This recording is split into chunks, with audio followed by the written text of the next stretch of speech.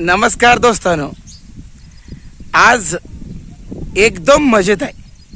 याचं कारण असं आहे की आपल्या मका सुद्धा जोरात आलेली आहे, बाजरी सुद्धा जोरात आलेली आहे, सगळं एकदम ठीकठाक चाललेलं आहे.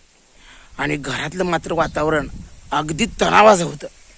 पण कसं तर करून बायकोच्या डोक्यात घालून बायको बघा व्यवस्थित शांत केली, नाहीतर तिनं बुलेटला विरोधच केला होता. काय करायचं, आम्ही दोघा भावाने व्यवस्थित प्लॅन करून अगदी तिला समजावून सांगितलं की म्हटलं असू दे, तुझं आता कानातलं घेतलंय ना, आता वळवळ करायचं नाही. आता बुलेट आम्ही आणणार म्हणजे आणणार. आणि म्हणून आज आपल्या घरी नवीन लक्ष्मी येणार आहे, बुलेट.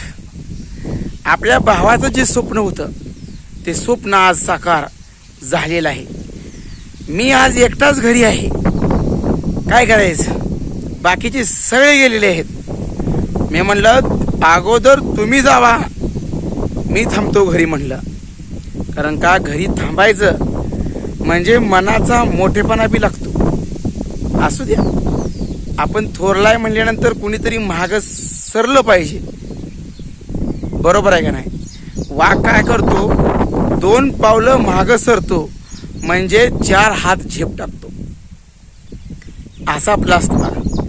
कसं असतं माहिती आहे का, घरात किरकिर असली की काही सुचत नाही, सगळं वातावरण बिघडून जाते आणि कुठलं साधत नाही. विचारांची देवाणघेवाण होत नाही. आणि कसं आहे माहिती आहे का, आपण जर व्यवस्थित राहिलो, एकत्र राहिलो आणि आपल्या मनासारखं केलं तर सगळं व्यवस्थित होतं. पण काय जरी थोडाफार विरोध झाला तर का विरोध झाला म्हणून त्यांची मनं सुद्धा आपण समजून घेतली पाहिजे. बायकोने विरोध केला म्हणून आम्ही खचून गेलो नाही, काहीतरी मार्ग काढला, समजूत काढली. कसं असतं माहिती आहे का, जिथं विरोध तिथं प्रगती होत असतेच. पण कसं आहे, उघड विरोध पाहिजे. आमचं काय चुकलं असलं त्यांनी सांभाळून घेतलं पाहिजे, त्यांचं काय चुकलं असलं तर आम्ही सांभाळून घेतलं पाहिजे. बघा, आज आपल्या घरी नवीन बुलेट येणार आहे, परंतु हे सगळं चांगलं बघायला साक्षात आज आई नाही. आज आई असती तर किती मोठा आनंद झाला असता. या सगळ्या शेतात गाळ भरला, सगळी शेती दुरुस्त केली, त्यानंतर शेड बांधलं, म्हणजे घरची सगळी कामं केली. आणि त्याच्या यशामध्ये आईचा वाटा फार मोठा होता. पण आज आई नाही, खूप वाईट वाटते. एका बाजूला आनंद आहे तर दुसऱ्या बाजूला दुःख आहे. पण आता काय, झालेल्या गोष्टी विसरून जायच्या असतात, नव्या जोमानं प्रगती करायची असते. आईनं सांगितलेले एक शब्द ना शब्द अजूनही आमच्या ठाई कानामध्ये डोक्यामध्ये बसलेले आहे.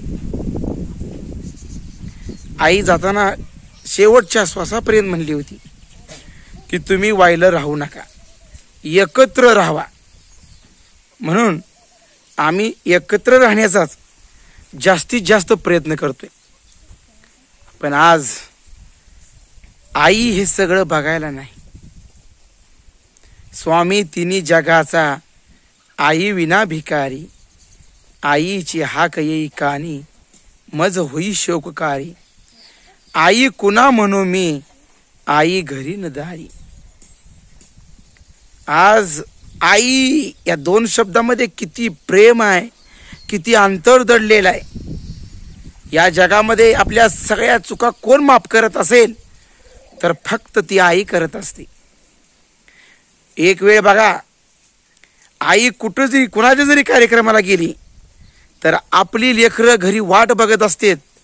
म्हणून आई लेकरांसाठी पदरामध्ये वटीमध्ये काहीतरी घेऊन येत असते. आपण कधी सुद्धा कार्यक्रमाला गेलो, आई घरी आहे म्हणून आईसाठी कधीच आणू शकत नाही. पण हे सगळं धाडस करण्यामध्ये फक्त आईचा हात आहे. आई हे सगळं चाललंय तुझ्या आशीर्वादामुळे चाललंय.